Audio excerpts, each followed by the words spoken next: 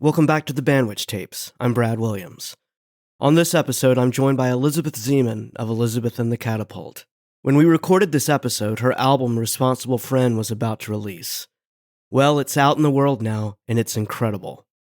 This is a really special conversation for me because I've been a fan of Elizabeth's music for a long time, going all the way back to seeing her live in a small room in Atlanta nearly 20 years ago. And getting the chance to talk to her now, at this point in her career, felt like a full circle moment. We talk about making this new record, from home recordings across multiple cities to bringing in collaborators and building something much bigger in the studio. We also get into her creative process, the balance between perfectionism and letting go, and what it means to keep growing as an artist over time. This is a conversation about evolution, perspective, and the joy of still getting to do this. Here's my conversation with Elizabeth Ziman.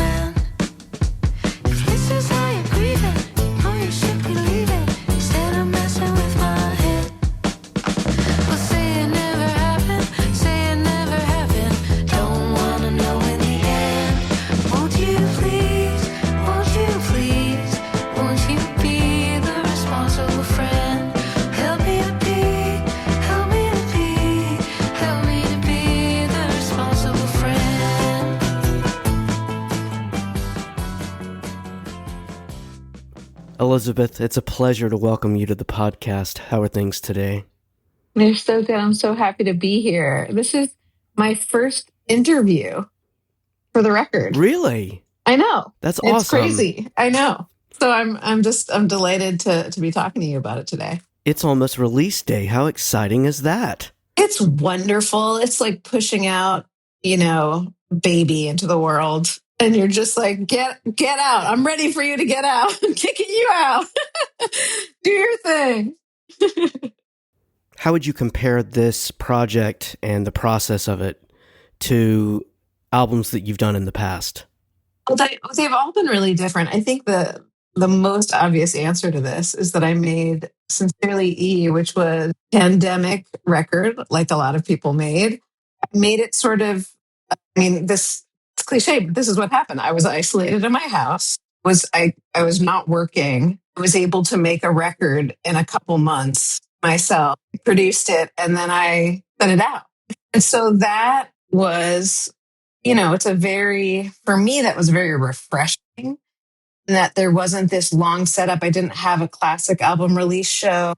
I did stuff online. I started doing a lot of live streaming during that time, which is how I survived, which was pretty amazing. But I was everything existed on the platforms, right? And so now, even if it was a very honest, of the moment, real-time process of recording that, was not a long process. It didn't fully get out into the world in the same way. And this time started off with a lot of home recording because for the pandemic, my building had to kick everyone out of the building. This place I lived for 15 years, apartment building in Brooklyn. And they were doing construction for 5 years. They were trying to just get everyone to leave forever. They weren't putting us up anywhere else. So I started moving. I lived in another part of Brooklyn. Then I went to Portland. And I lived in a number of places with my partner. And the whole time we were moving around, I was writing and recording these home recordings for a couple of years. And then I thought there was so much that I was hearing. Like, well, the last record was about being isolated. I just want to engage with others and collaborate with others and have all my friends on this record. Like, I conduct a women's choir. I want to have some female singers on there, my good friends and my string players, etc. And then very, very luckily, I applied to this grant, and I got this DAG prize, which is a new grant that I was the recipient of the music prize. And so I was able to go into the studio with all of these little bits and pieces that I had been recording all over the place, all over the country. I was able to just go in and have my old collaborator of mine, Dan Malott, produced about half a third.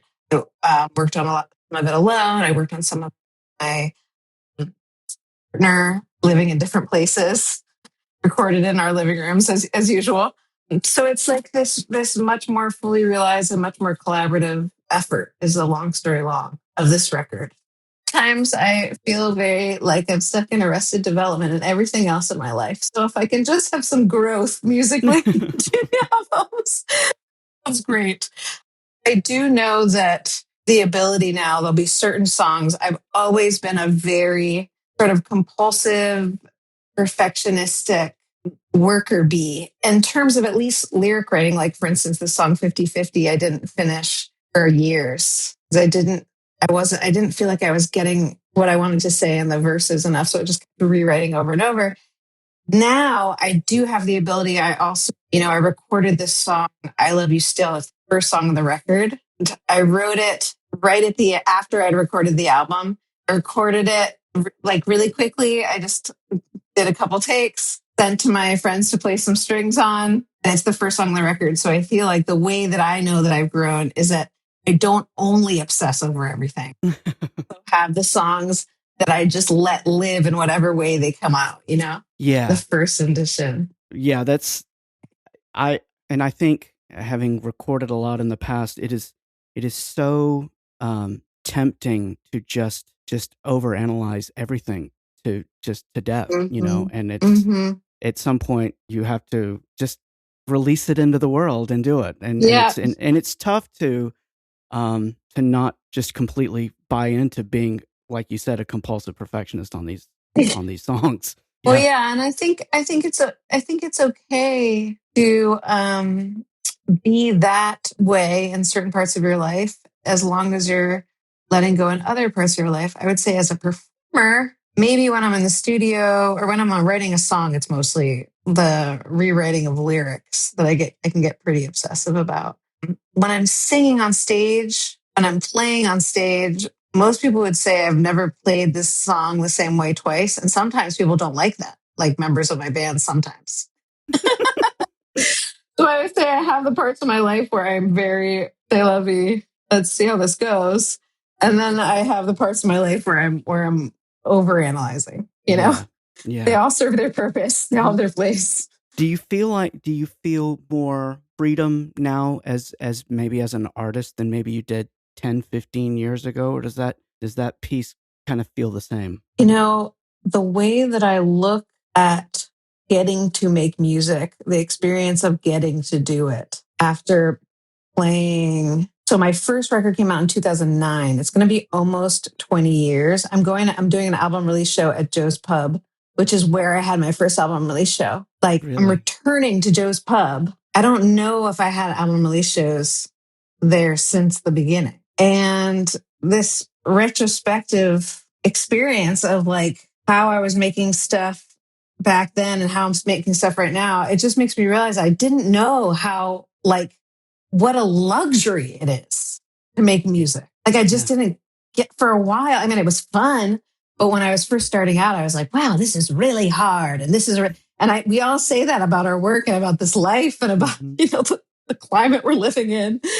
But it's like, when I get to play music, when I'm actually on the stage, it's a small part of the whole touring thing. I'm like, thank God I'm doing this right now. And when I get to put out a record, even if it was really expensive somehow, and it's, and there's just, even with having a grant, like I'm paying for, whatever it is, photos and videos and, whatever it is. It's just It's a really wild thing to be able to put your work out there. And now that things are just so tough out there in so many ways for so many people, when I'm playing music and like musing about my life and my songs and the way I'm looking at the world and I'm just like letting my voice do whatever it wants to do. It's sort of like fun therapy. Yeah. That's what music feels like to me today. So yes, I think that my perspective has totally changed.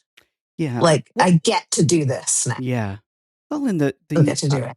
I would say the landscape has changed so much too from 2009 to now in terms of, I just think about the pressure of social media and marketing yourself online and streaming. Yeah. And it's just so completely different than it was back then. Yeah, sorry, I just got these glasses and I don't know how they fit on my face. And once in a while, I'll just look at my image and I'll be like playing with the glasses because I literally just picked them up. And I'm not used to wearing glasses yet.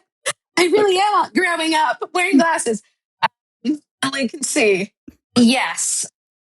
Sorry, what are we talking about? The landscape, that everything's changed so much. Yeah. I don't want to see my face, speaking of this, on an Instagram video singing to everyone I don't want to see the amount of my face that I have to put out there. I feel like the pressure to just the visual of everything drives me crazy because I think that so many songs are better listened to and performances are better listened to if you had your eyes closed and you could just concentrate on the sound. And so I find to like content with visuals to be incredibly annoying. So find that like if you put out stuff time, you see more of what's being advertised to you. Yeah. It's like I wouldn't be online as much if it wasn't for, I would read the news, I would read my books, and I would not be like advertised to as much if I wasn't putting out a record. And that's just an obvious thing. The flip side of it is that when I was putting out a record in 2009, I couldn't just hang out with my fans. Like I couldn't just do a live stream and say, whoever's on, I've just come on for a second. I'm trying to work out. I'm trying to finish this song. And I'm just going to do it live, or I'm just going to be practicing right now in front of you. And we're just going to converse because I think people feel so, even when we're out of the pandemic, people still feel so isolated right now in their homes. And I feel like I know that I have fans who can't move, who can't get out of the house physically for different reasons, who can see, even if they can't come to a show, they can see me online. And I think that part of this is really miraculous. If I can just sort of give myself enough discipline to just get offline immediately after connecting to my fans. Someone got sick today, someone got hitched. They eloped in a chapel in Vegas, baby, and someone got fired today. Another one promoted someone else, forgot their own mother's birthday, and this one's been drinking, and that one got sober. Someone else just gets high on the weekend, and grandma's been cheating, and grandpa forgave her. Now they both spend too much time in confession. Is your glass half full?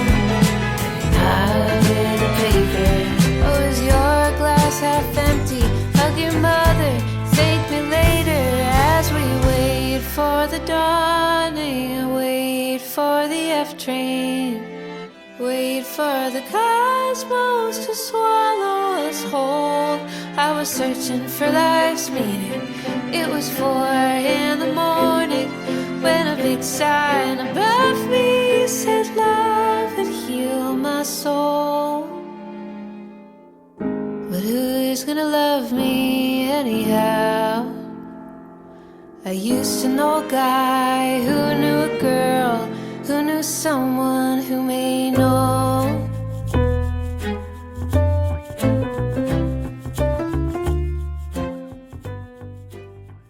And just in terms of doing like this podcast, the marketing piece of it is like, that's the most daunting part of all of it for me. It's like I'm not such a fan of that part of it, but I get it. It's it's the necessary evil for it, right? Necessary evil. And I hate to be complaining about anything. I just think that it's what I'm talking about in 50/50 is that we are overwhelmed with the amount, just such shocking information, under this administration. And just for many years now, what's being fed to us online is incredibly overwhelming, and we don't know how to process. So you don't want to subject yourself to too much more of it if you don't have to. Yeah, absolutely.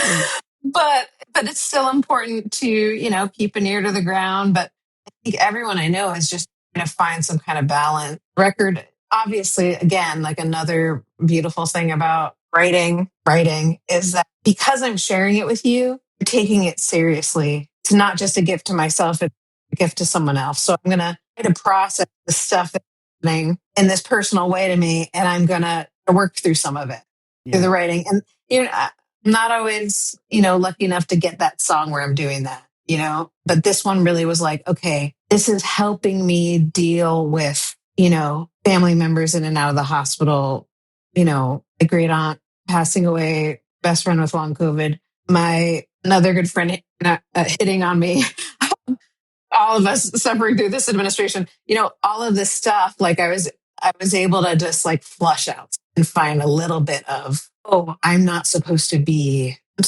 accepting more, not trying to fix, can't fix, need to like stay awake to this, Yeah. Do you tend to write do you prefer or tend to write from a more personal perspective, or does it just really depend on the inspiration of the song? I think that I listen to a lot of comedy. I always have a cute thing where I'm like, if I'm listening to like John Mulaney or on Charla, or like some of these people who are comedians who are or even Robin Williams, people that are really, that go through a lot, talk about either their mental illness or they'll talk about their addictions or whatever it is. But then there's always like one part of the story where you're like, are you exaggerating that? The punchline.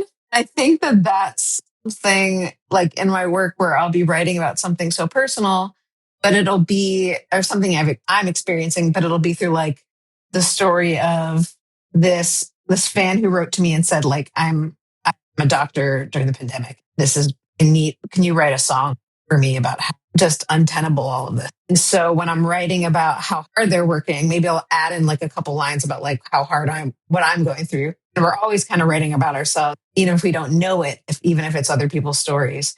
But I think that I have a ton of, even if I'm writing about other people, I'm writing in the I, which is, as a writer, really boring. And I've never, I guess in 50/50, the verses are not I. And then I get to the chorus and I'm like, and now I'm in this moment in the subway looking up at the sign, so, but yeah, I think that it's always personal. And I think that I'm always trying to get out of my head too and tell other people's stories. Yeah, that's really cool. So you mentioned 2009 earlier. I had to share this with you. So, and I don't know what it's like for you and your musician friends, but I think musicians really like to recommend artists to each other that maybe the rest of the world doesn't know about yet, or things like that. Yeah. 2008, maybe 2009, a musician friend gave me I think this was the EP before Taller No Children. way. Yeah, Taller. Yeah. So all of my musician friends, I was living in Atlanta at the time. We were all just listening to you, huge fans. And we all came out to Eddie's Attic in Decatur, Georgia. And it was the triple bill. It was you, Rosie Golan, and Greg Laswell, where you were all together. And we came to see that. I think you were touring the release of Taller Children in 2009. Yeah, that was my first tour. Mm-hmm. Yeah, we were right there. We saw the rest of them, but we were there to see you. It was pretty cool. Oh, that's so fun. What a fun club. And I was thinking about it because I just started working with a new booking agent. And we were just talking about, when is the last time we played Eddie's Attic? And that place is still around. Thank goodness. How cool. I have to get my butt over there. Right? Yeah. Yeah, I don't live in Atlanta anymore, but I played there many times as well. And yeah, it's just a fun and really supportive room. Just everyone that's Yeah. there. You can just feel the love in the room while you're playing. And that's my perfect size, especially for like a place that's out of New York. It can fit like, I don't know if it can feel full at like 80 people or something. And it's small enough where if I talk off the mic, you can still hear what I'm saying. And then I can sing back into the mic for some reverb, all of that. Like I like these small rooms. It's why the living room live stream works so well for me, is because I love the intimacy of a small room and play and the way it sounds, the way it feels. So yeah, that's a cool room. Yeah, we were all of us just completely just blown away with everything you guys were doing. So good. So Thank you. I cannot believe that it's been almost 20 years though since that is nuts. No. And yet we look exactly the same. We do. We look exactly the same. Exactly.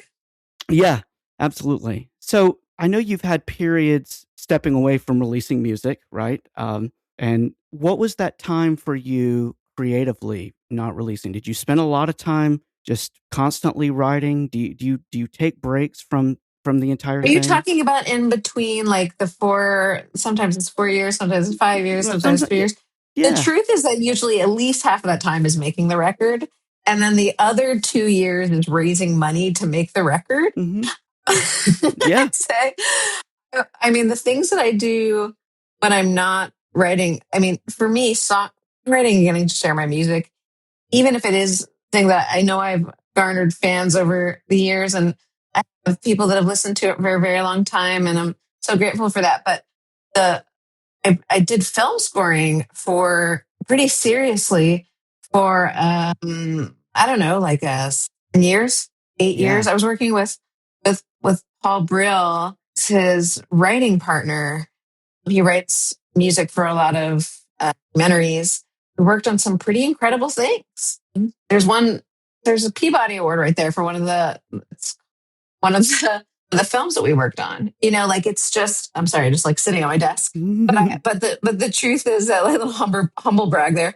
But the truth is that I've spent a lot of time writing for other people's projects too. Like I worked on a film for a motion animation my friend Beck Underwood made. I wrote the music for that with my partner John like a couple months ago. Always writing, and then I also help direct a women's choir, which I think I spoke about, and I also teach on and off. I started teaching songwriting during the pandemic to a lot of my fans because I needed a new gig, and I've done voiceover work. I don't know. It's like you got to wear as many hats as you can, but I do enjoy all these different things that I do, I'm so bored of myself. Don't find my dogs amusing. I'm not sad, I'm not giddy. Just morphing into nothing. I got no more wild inventions to paper conversations. I got no more grand ideas, no pointless fascinations. I'm so bored of myself. Wish my heart would take vacation from the drumming in my head. Oh, I've grown so impatient with just staring at the ceiling. Another sad fluorescent room. I'm molasses to the sofa, singing one more tired tune. Ba-ba-ba.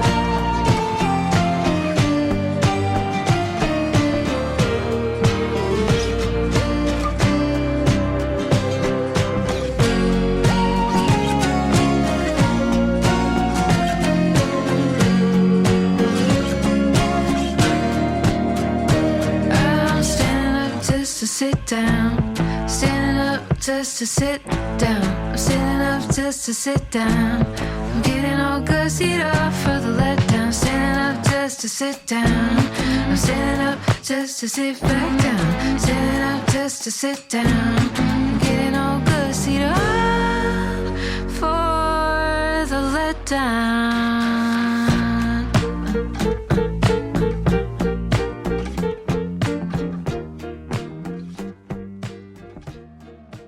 I'm assuming that all of those feed the other creatively, right? That one of them has to sharpen the other part of all of this that you're doing. Oh, of course. I mean, if I'm writing instrumental music, if I'm arranging on a different instrument that I don't usually perform with my band, yeah, I even say playing clarinet and playing guitar, practice the piano.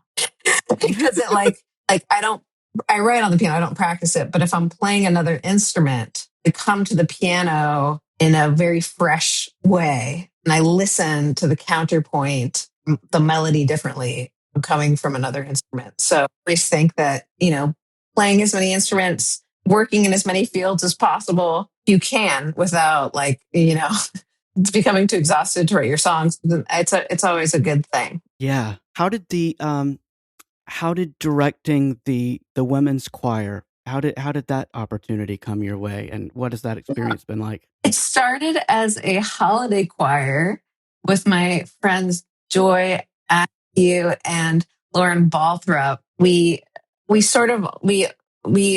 direct it together, so we conduct different songs. But anyway, it started as a holiday choir, and now it's turned into something that happens 2 times a year, and that means there's at least like 40 to 60 women that come together a couple times a year for weeks to sing and rehearse.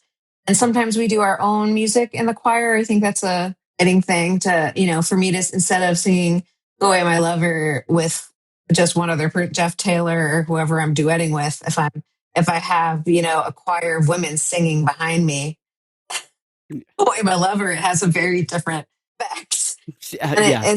And I love conducting. I was in the New York Young People's Choir, which now they've done so well. Francisco Nunez, the director, won a MacArthur the award. I was learning really interesting sort of progressive classical music when I was young in choir form. Of course, now I'm here working with a choir. I mean, it just makes perfect sense. It all comes back around, Yeah. When you started out, young in music, what did you kind of have a path that you were intending to go with it? Was it kind of the classical route, or did you see yourself as a songwriter, or what were you hoping to do with it? The very beginning of my life as a musician was between the years of 7 and 12. I was a very serious classical pianist. And when I say very serious, I was competing with orchestras at Manhattan School of Music, the concerto competitions. I always got the same line from the judges after I competed, which was, she's very musical, but she needs to practice more. So I quit by the time I was 13. I couldn't put more than a couple hours a day in as a child. It seemed a little intense. It was I really thought that I was going to be a classical pianist. And I also thought that I was going to be a dancer. I took modern dance, and that was the thing that I went out and saw. It took me to all the modern dance and ballets and New York City. What an amazing place to grow up for that. Yeah. We would see free shows in the park. And I think it wasn't until I took a year off after high school that I seriously about going to school for music, because I started listening to a lot more of my vinyl, my dad's jazz records. And I started writing some cute, silly songs as a 16 and 17-year-old. And I decided to go to Berkeley for film scoring. And I met my band there. And Esperanza Spalding, which is so weird. I started off my career off with the best musicians I would ever play seriously. with. She just happened to, she was like, I'm going on tour with Patty Austin.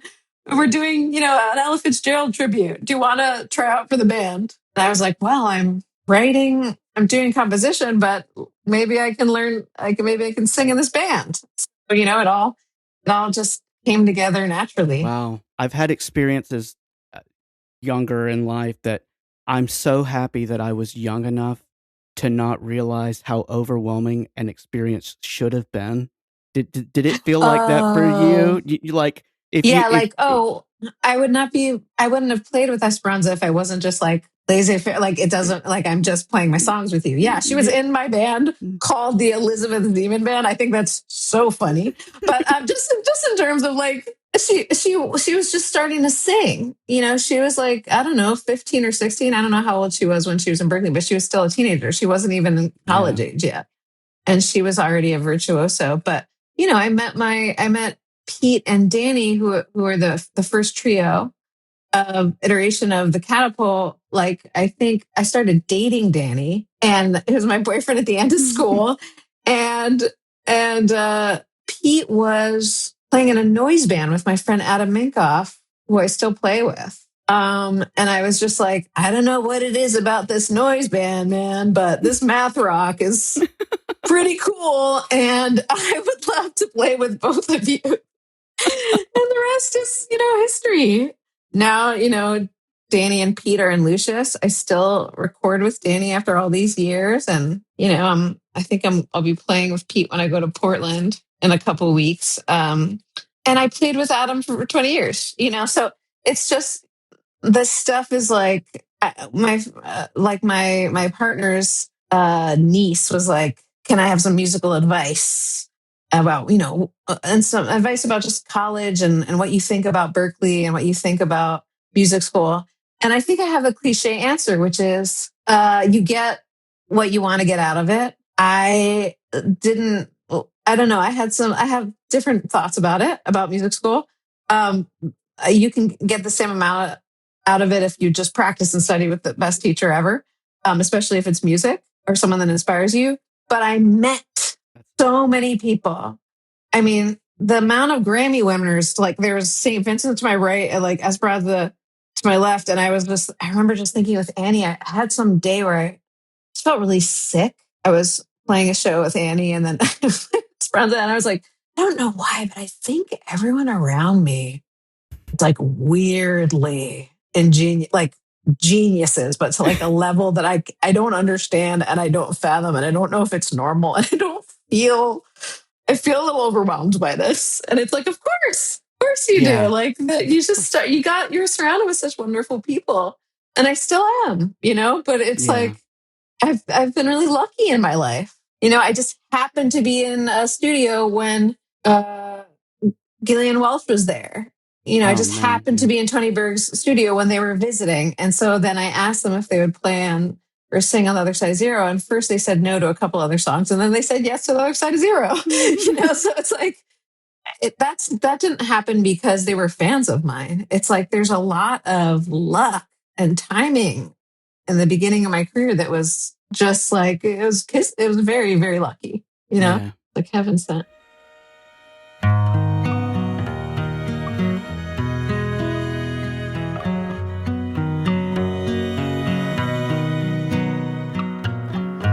know the world scares you now, but I love you still.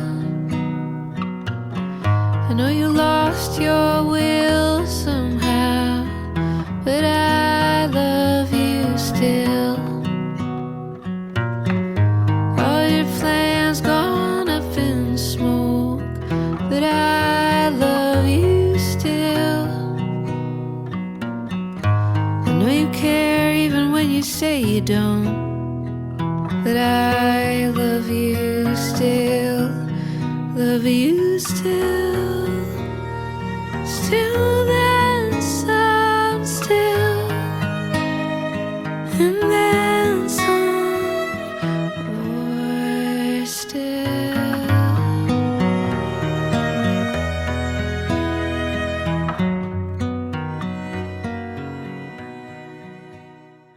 I've had so many conversations with people on here just about music school, Berkeley specifically. I've had a lot of Berkeley graduates, Berkeley instructors as well, and just talking about that, what you were just speaking of, that just that connection piece, the life, the career collaboration. I mean, you're still collaborating with people from those days, and I think those connections are such an important part of the music school experience that maybe as important or maybe more important than what you may learn in a classroom or in an ensemble, just learning to work with other people. Yeah. I get so jealous when I hear that people are in family bands, even though I know that that's so stressful in other ways.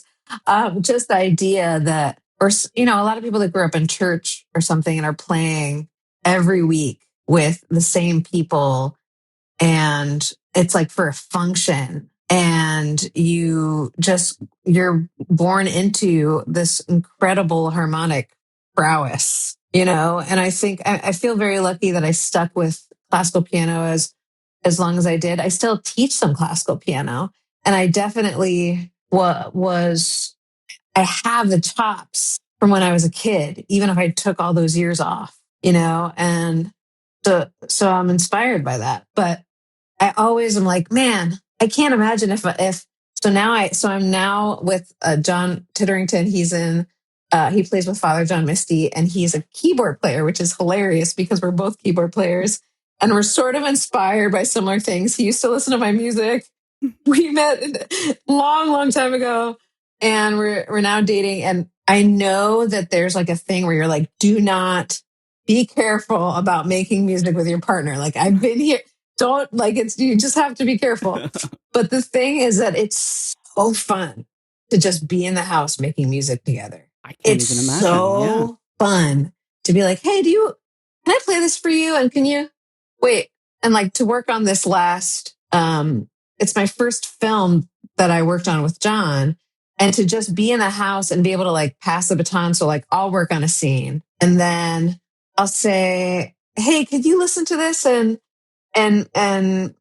maybe produce this out a little bit, and then I'll just leave the room and he'll do that. And then he'll leave the room and be like, can you listen? And I'll just go in there. It's like, that's perfection. That's such a fun way to work, to have something like that just so close to you and so available. That kind of inspiration, you know?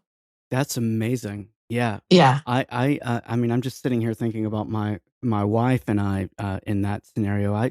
It would be an interesting challenge for the two of us to do that. So that's really cool that you guys can do that. Yeah. Well, it's a cool way to do it, is you just you do it actually alone together, or together alone, like like a song of mine, together alone. Do you have any? Yeah. Do you have some North Stars in terms of composers in the film realm, or even just classical composers that have been inspirations to you as a writer or as a composer? Oh my gosh, I hate to say Danny Elfman right off the bat, but it's just like, he is everything. Yeah, Danny Elfman. And in terms of just actually, I've just been having another renaissance time with revisiting all the Danny Elfman scores. Yeah. And there's so much. But I mean, I would say the more than classical, at least over the last number of years, of course, I always try, you know, there's Debussy or Satie, or, you know, the Chopin ballads, or, you know, Bach's inventions. They're just like somewhere, they're around. And I listen to, I put on a lot of, when I'm studying or when I'm reading, I do put on some like traditional classical music. But I think that where I've been living for a long time is more with listening to Monk. Even solo piano is like listening to the Bach inventions for me, but just so like a little more open. Or listening to Barry Harris, another keyboardist. Mm-hmm. I listen to, one of my favorite albums is Ron Carter playing upright bass, and Helen Merrill singing with just duets, just her voice. And she's like older and her voice is, you know, a little ragged, and it's perfect. And he's just playing upright bass, and that's the whole record. It's the coolest thing I've ever heard, you know? So I think that I'm a little bit more, and Barry Harris is, you know, he does all these educational videos. I don't know if you've heard of the keyboardist. Yeah. And I've just been listening to him a lot this year. So I think more than the classical stuff, I'm still sort of caught up in maybe a little bit more traditional jazz. But I never get sick of it. And there's always so much more to discover, you know? Yeah, that's really it. Yeah. I mean, it's like for every album I discover, I'm like, oh, but then there's these 3 or 4 more that are good companions to it. And yeah, just the list. I always tell my daughter that the sad part for me is that there's more good music than a lifetime to listen to it. I mean, there's That's right. it's just You got to it's incredible. keep up. You got to keep up your listening. That's it. It's like there's a lot to listen to. I wish I made more physical lists, but I definitely make playlists, and I like to listen with people, especially in cars or like on tour or on the way somewhere. If you can just listen to like a couple Nina Simone records, or check out, you were asking, I think at some point, like new artists, like a Bedouin. I love folk singer. She's incredible. Aoife's new record, Maddie Cunningham, of course, like everything she does is like unreal. There's just always, there's so much music. There's so much to get into. I feel bad when I watch the Grammys, or I think I missed it this time, which is not great, but I try to do it just to educate myself because there's so much I'm missing.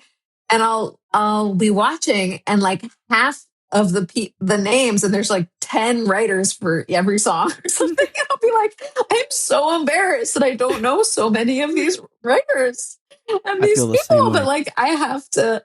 But I think the truth is that a lot of I've been stuck, with Stevie Wonder and Joni Mitchell and Tom Waits or whatever, and I can never get unstuck. And that's okay. Do you have the ability to, as a listener, because I know as a musician, it's very tempting to listen critically and, sit and think of the harmony and the music theory behind a song as you're listening to it. Are you able to disconnect from that, or do you and listen to it as just an emotional? I hear zero harmony, and it's really interesting. I am only an emotional listener. That is wonderful. I am listening for what's going to help me like exhale. Mm-hmm. Like I'm listening for what feels new and fresh, and is like taking me into like my non-thinking brain. Yeah. And I'm lucky in that way. It's wonderful. I know a lot of musicians don't have that ability to do that. So that's fantastic. Yeah. I don't think I've made enough. I don't think I've done a lot of gigs knocking on. Is that wood? That's not wood. I haven't done a ton of musical gigs that would make me bored of music, or make me not bored, but like make me super technical. Yeah. Because when I'm not like working with the choir, writing stuff, I'm not like, I'll teach, but I won't, I don't know. I don't have to analyze music too much. Not that that's a good or bad thing. Some people analyze music because they can't help it, because their brains are math prone, mathematically prone. Yeah, I am probably more of a analytical listener than I even want to be, But you also probably have skills I don't have. You're listening in a way that I can't listen. So there's that. Well, that's what I'll tell myself at least. We'll go with that. Sure. So when the album's coming out in a little over a week, and are you touring? Are you gonna do some shows? Yeah, we're doing. See if I can get this in my head. We're doing Joe's Pub is sold out on the 8th in New York, but we're also doing Vienna and Philly, and we're playing with David Wax Museum actually in Annapolis right after the album release show, and then we're doing some West Coast touring. Just added Portland and Seattle, and then I'm not going to say it yet, but I was just been added to another tour opening for someone fabulous in May. So it seems like I have my touring docket pretty filled up right now for the next couple months. And that's so great, because it means that I actually get to enjoy in real time in front of people the same songs I've been working on forever. So I'm psyched. It'll be great. I'm going with John. He'll be playing keyboard and guitar and some trumpet and just a bunch of different things. And then I have Carmen Quill is playing upright bass, and Jackie Armbruster from a great band called Almost Olive is also playing some strings and stuff with me. It's gonna be a cool band. So, That's exciting. Yeah, I'm yeah. excited to hear it. Yeah. Well, I've had so much fun hanging out with you. This has been so much fun. This has been great. Thank you so much. Yeah, it's just been I've just been such a fan of yours for so long, and I cannot wait to hear the new album. It's going to be so good. Yeah. Yeah, and I encourage everyone to go out and listen to it, buy it, and go see a show. Yeah. Yes, that's wonderful. Thank you, Brad. And also, I have to say, the fact that you've been listening since Eddie's Attic on my very first ever tour with Greg Laswell and Rosie, it just means a lot. It's very, very sweet. So I'm so happy we got to do this. If you enjoyed this conversation, please follow or subscribe to the Bandwich Tapes wherever you listen, and consider leaving a rating or review. Thanks for listening, and I'll see you next time.